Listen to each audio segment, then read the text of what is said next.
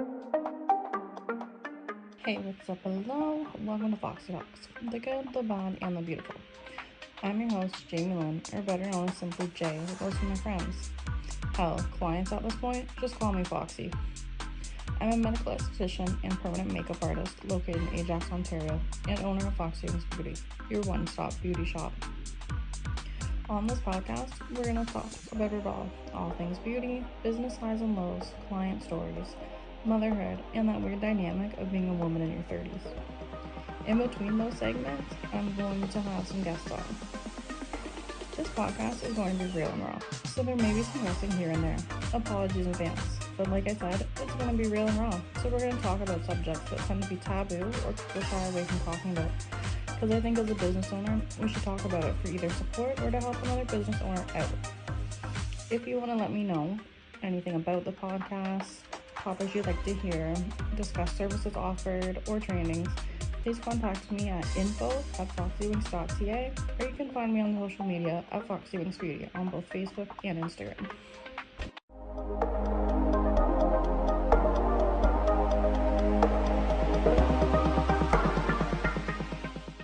Hey, what's up? Hello, it's Jamie Lynn with Foxy Talks, the good, the bad, and the beautiful.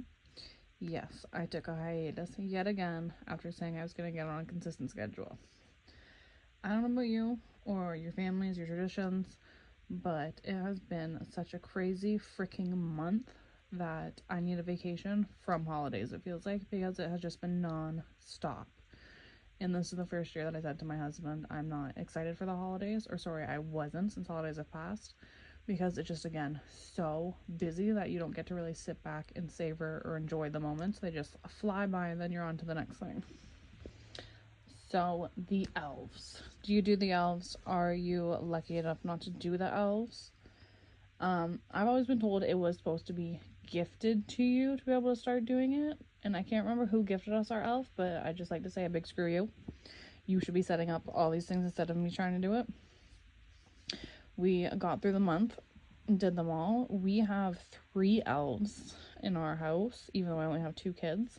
My grandmother has a Blue Jays elf that typically comes out. Because the Jays sucked this year, I was mean and said that he was stuck at training camp, so I only needed to do 2, which I thought was quite clever. But the kids loved everything we did this year, but said they weren't as crazy. And I want to know, do you just kind of move them about the room, or do they do all like fun activities? For my family, I made the mistake of doing fun activities every time, so I always gotta go bigger the next time or make sure it's something fun. And now that my son's 11, he stays up later, so I kind of had to talk him into staying upstairs at a certain time so that I could do it earlier without him coming downstairs and seeing them, because like, mama wants to go to bed. Some nights are long nights. I don't want to be sitting there doing the damn thing. But how do you guys make out doing that? Or are there any other traditions that you guys do? I would love to know. And then on top of the elves, we had to get a lot of family stuff done for Christmas. Plus, we have lots of birthdays in December. So we've got my sister, who's Christmas Day, which in our family, we've always done kind of Christmas in the morning, and then her birthday's in the afternoon. And then we've got my mom's birthday at the end of the month, and my daughter's the beginning of January. So it's just a lot to kind of all put together. Plus, you got New Year's in between then. And of course, you want to try and do stuff for the kids, but like, I'm exhausted. I'm kind of grateful that we don't do too much with my in-laws. I'll just come out and say it, because then it's not anything added, because with my family, we already do 3 to 4 different things. And then, of course, there's, in my opinion, the biggest aspect of keeping the kids entertained while they're on winter break. This one's sucking again with this mild, rainy weather. My kids got to sled twice. They haven't got to do much else. We went to Blue Mountain, which is my first time ever going there. I didn't want to come home. That is the cutest little Hallmark type village. And we had went to go tubing there, but nothing was open yet. It was open on the weekend because we had to go on a Tuesday, so that kind of sucked. But they didn't have much snow anyways. This was after the snowstorm the week before Christmas. But I don't know what else to do with them. I might take them tubing at like Lake Ridge or Dagmar. If there's any other good places, please let me know. And then switching away from Christmas, because I feel like everybody's over the holidays now. A little bit about our BB Glow facial. So it is a form of microneedling, which is what I covered the last episode, microneedling and IPL facials.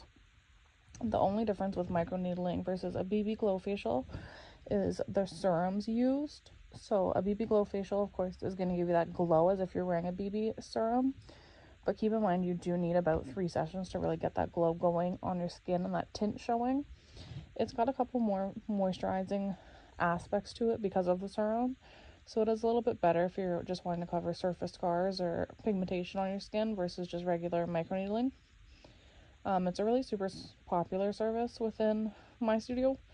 I tend to do that a little bit more than just microneedling or other typical facials. And I did have somebody message me asking me, feeling raw, like, does it last? What are the benefits? What are the downtime? What are the cons? And I say it in my intro in this podcast that I'll always be real, raw, and transparent. And that includes with treatments too. And anybody that's come to me for treatment, I'm always transparent about the upkeep of it and what to expect. Just being completely realistic about it. So with BB Glow results, depending on your lifestyle, results can last up to 4 months. Some people get longer, some people get less. Again, it's your lifestyle. It depends on your skin type, etc. But you will need 2 to 4 sessions, as I previously mentioned, to really get those BB Glow results and get that skin tint going. And unfortunately, that is what it is. You have to put money into it to get the full effects out of it. But that comes with most things in life, I find. And if you're not wanting to put the money into it, there are a little more fuller coverage BB creams nowadays that cost a quarter of the price that you can go get and just put on daily. It's not a big deal. Everybody's going to do what they want, to each their own. But yeah, it's a great service. I think it's one of my favorites. I love doing it on myself. It's really evened out my skin tone, and the instant glow you get from it is just amazing and such a confidence boost. All right, let's get into the next part of the podcast that I've been like dying to get into for a while, but slowly building up to it. That's gonna be, did you do anything special for your clients for the holidays, or did you do nothing? Do you do things for them throughout the year or discounts in that? As well as, do or have you become friends with your client, kind of cross that professional boundary? And if you have, do you regret it, or have you made like a lifelong friend from it? I would love to hear anybody else's experience with this type of stuff. So for me this year, I feel bad. I unfortunately didn't do anything like personalized for my regulars. It's just been a really crazy busy month. It started off really slow and then got super busy between work and just my personal life. I've had some stuff going on too. And I just didn't have time to put the effort into it like I wanted to for clients. I still gave extra services, little add-ons here and there, which I honestly don't think clients tend to notice, but that's okay. I know on my conscience I did that extra little bits and whatnot. But I've heard of my other techs in that getting them little hand creams, or even at my nail salon, we got hand creams and body lotions for a little gift, which was so sweet. For Valentine's Day earlier this year, I got everybody a fake rose and put it in like a little bouquet bundle with a little chocolate and all that, and a thank you card showing them appreciation. I think it lit up too. I didn't find that out till later on after a client had told me. I know for some lash checks too, it's not necessarily feasible to do that extra for your clients and whatnot, and clients don't expect it. I do feel guilty. I had quite a few clients come in and just bring me little treats and gifts and stuff, so you feel guilty not getting them anything back necessarily. But I am so incredibly grateful for the amazing clients I've gained over these last couple years, and especially who have followed me to my new location. But then let's switch around my guilt of not getting clients gifts and whatnot to those clients who are forever emailing you being like, do you have any discounts for me? What's on sale? And they only message you then, or they take advantage of your hospitality, should I say, just your caring nature and that, if you really care to the clients and whatnot.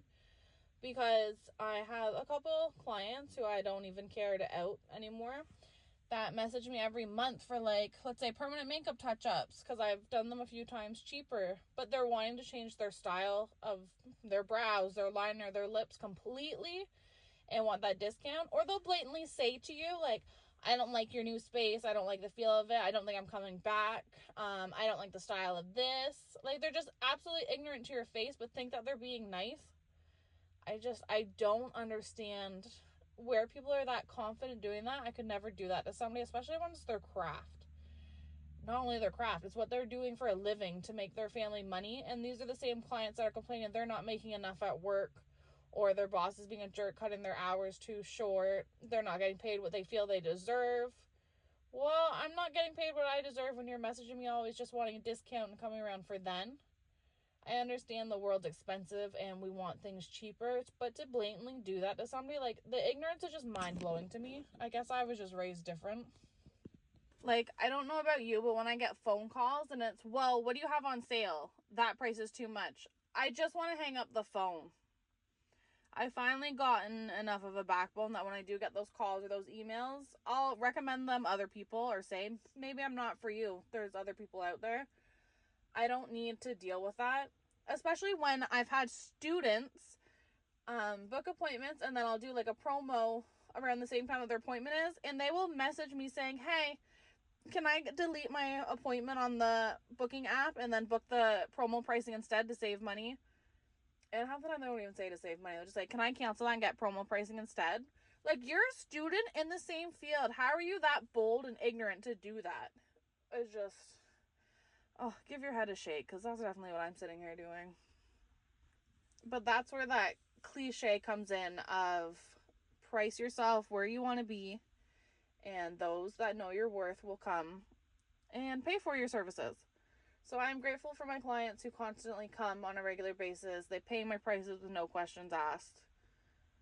And they appreciate my craft, my knowledge, the time I put into everything. Because if you come to see me, you know I stand behind my work. I want everybody happy and comfortable, and I will do what I can to make that happen. But this is still my business, my job, my livelihood. But let's also get into clients becoming friends and when those lines are crossed a little bit too. Because I find once we start getting friendlier with clients, that's when they kind of lean into that wanting discounts and that. Or I've come to see you for so long, why don't you help me out? Which, of course, I'll do that here and there, but not all the time. And before I throw anybody under or throw shade anybody's way, I'll throw myself under first. I have had clients who I have trained at a discount and let work for me that have turned out to be an absolute nightmare. I'm not going to dive too much into that, but obviously going to talk on it a little bit. So I had a regular client come in. She was a couple years younger than me, just freshly 21. I don't even think she was 21 yet. And she was going through a hard time. Really sweet girl and whatnot, and I am a very empathetic person, so I offered to train her for a discount and told her she could come work at the studio. I had the extra room at my old studio. Why not? It'll be great. Everything was okay at first, and then she started taking advantage. Stuff started to go missing. She had a boyfriend who was much older that would show up, and again, stuff was missing and there was no excuses for it. And just that line started being crossed where it was like, okay, we're friends. You're not employing me or this and that. I'm not a client anymore. We're friends, so I can do as I please. So I had to put an end to that. It was really messy. She stole a lot of my stuff, but it wasn't enough to be worth going to court over. Then I hired a longtime childhood friend's girlfriend who had a lot of mental instabilities, and that's a whole different podcast in itself. Not a good time that, again, I was taken advantage of. That's my fault for being naive and wanting to help everybody. Earlier this year, I think, is when I cut ties with a specific client. It was a long time client over a couple of years. We became really close and friends. She was going through a hard divorce. I went through some health stuff and whatever, and we really leaned on each other. She was a single mom with a daughter who really looked up to me, so I kind of took her daughter under my wing, and she'd bring her to appointments, and I'd show her, like, beauty stuff, try and help them out as much as I could. But as she became more depressed with her divorce and everything, it became really inappropriate the way the friendship was going, contacting me outside of business hours, showing up at my house. She contacted my husband once, which was really odd. commenting on stuff that was just inappropriate about my children. So I had to unfortunately block that client and cut her off. But I get, like, some people you're going to vibe with. It's going to be good. It's nice to build that friendship, of course. But it's like, should we be doing that every single time? Tech that I know, which is what has been irritating me recently, and where I was like, I need to get it off my chest, speak on it, and hear anybody else's opinions. This specific tech is very empathetic. Also, she's been through a lot of shit. But she continues with every single client to take them on as a best friend. This isn't the clients adding this tech to her personal Facebook, her personal Instagram. It's the technician, the lash artist doing it. And these girls are 10 years plus younger than her, but she treats them like their best friends and shows up to their appointments the same time they are there. And always walks in, or she's late and making them sit and wait. And I find that so unprofessional. And I know some people go, oh, it's unprofessional talking about it, speaking on it, whatever. But, like, these are things that happen and should be discussed. Like, where's the line that shouldn't be crossed? What's okay and what's not? A few clients, sure, I completely get it. But every single client, I don't get that. And it's like, she talks very personal with them, where for me, I'm my client's sounding board. Like you say, your hairstylist, all of that stuff. They're your therapist. You go in, you kind of just tell them everything. This specific tech goes and tells her business to her clients and cries to them. And I'm not laughing that she's crying about her woes and whatnot. I'm just laughing at the discomfort it gives me in being like, crying to this person you just met and you don't know when you're telling your deepest, darkest secrets or personal life. That's nobody's damn business. But just where do you guys stand on that is what I really want to know. I want to know what, like, the average line is. To become besties, do you text your clients outside of work hours? Do you let them text you? Or do you shut it down and kind of be like, okay, I'll talk to you this time and whatever. For me, I have 2 clients that'll text me here and there, but it's one of those things where it's like they're out in public, and sure, we've all talked about our kids and whatnot, and they're like, oh, I seen this, maybe your daughter would like that, maybe take the kids here. It's just 1 or 2 little things, nothing major. We're not besties hanging out every second of every day and then coming in for that stuff. Because again, I think that they're just going to expect discounts. Or you just get into like an argument or something and that awkward line's drawn. It's like, what do you do now? How do you work this out? For me now, after dealing with the shit shows of employees and clients overstepping bounds that I've had to deal with the last few years, I've really learned to set those boundaries quick. Like I said, I have a couple clients will text here and there about stuff, but then that's it. Half the time, I'm really bad for not replying, so it's just like, okay, like, this conversation doesn't need to go further. But you definitely gotta act quick with setting that boundary, telling them, like, no, I'm not comfortable meeting outside of stuff. I think it should just stay within work. I'll see you at your next fill, when it comes to, like, wanting to add your personal Facebook or your Instagram or something, I usually tell them, like, I just only use it for family or my personal Instagram. Like, I let people follow it. It's a public Instagram. I don't post a whole hell of a lot, so if you want to see my personal life, sure, make you feel more connected. But I don't keep those conversations going, is what I'm really trying to get at. But I think I'll dive more into this after I hear some feedback on it. So I guess now we'll just get ready to end off the year. What are some New Year's goals you've set, if you've set any? Are you going into it just kind of whatever? It is what it is. And how was your 2024? For me, this year was hard. And it wasn't just hard for me, it was hard, I think I can confidently say, for my family as well. We were really tested and put through the ringer this year with losses and just so much going on. This year would have to be one of the top 3 worst years of my life, hardest years of my life. And I'm happy to end it. Not my life, end the year, just to be clear. I got really dark there for a quick second, damn. But I'm really excited to say goodbye to 2024 and hope that 2025 brings light, brings positivity, and just better times than this year has brought. My family suffered lots of losses.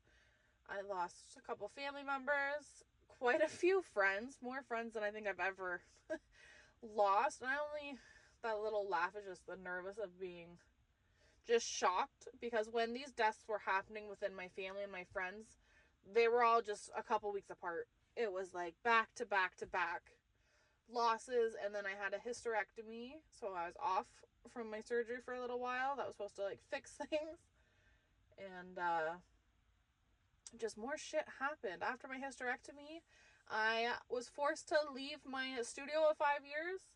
Not because of anything I did. The landlord, unfortunately, suffered from a major accident. He was a dentist, and he lost his livelihood. I'll put it that way. His story's not mine to tell, so I don't get into great detail. But he had to sell the building, which meant I had to leave, and I was given 2 days' notice, quite literally. Which I had also taken on a childhood friend who was working for me, but now she works with me. We rented our space in Ajax together. But that was, within a couple of weeks of coming back from being off for major surgery and having clients booked out 4 months ahead, I was forced to find a new space without even being ready to or considering that I would have had to leave. So that was an extreme stressor. And then just a couple health issues after my hysterectomy. New stuff's come up that they don't tell you could happen as a female after having that major surgery. And then my moms will know, you're just hella busy with life and kids and their extracurriculars and school, getting them ready for school in September. All of that stuff. And by no means am I complaining about being a mom. I obviously chose this life. But shit, being an entrepreneur and a mom is hard, and having a husband who's a truck driver who works 12 to 14-hour days is fucking hard. While dealing with your own mental health and the world just being a shitty place. But I am wishing everybody nothing but positivity and abundance of happiness and light and manifesting all the good shit. And hoping that 2025 is the best yet to you. Or at least gives you a sense of moving forward. A sense of things are going to be okay. Because for me, it just seems like you're in survival mode in that dark tunnel, just chugging along. So hoping 2025 has the light at the end of the tunnel for just good vibes, lots of money, and lots of laughter. More laughter than anything. We all just need to laugh. But I will catch you guys in 2025. I didn't even share any of my goals, so I guess I'll add those in quick. I am going to get on a regular schedule for the podcast. I promise you that. And I'm going to fine-tune the final intro of the episode, because, God, I am fucking monotoned. And no, I'm not going to edit out this little screw-up of words. I think it's hilarious. Fine-tune the intro and everything. Get consistent. Not even just in the podcast, consistent in life. Gonna get healthier. My whole family's been on a health journey, and it's been really inspiring and amazing to see. So I'm definitely gonna kickstart that, get it going. Definitely inspired by all of them. And hopefully it'll help with my health issues I'm having. And just keep the business growing. Keep seeing new faces and whatever. So I'll catch you guys in the new year. Drive safe. Don't drink and drive. And catch you on the next one.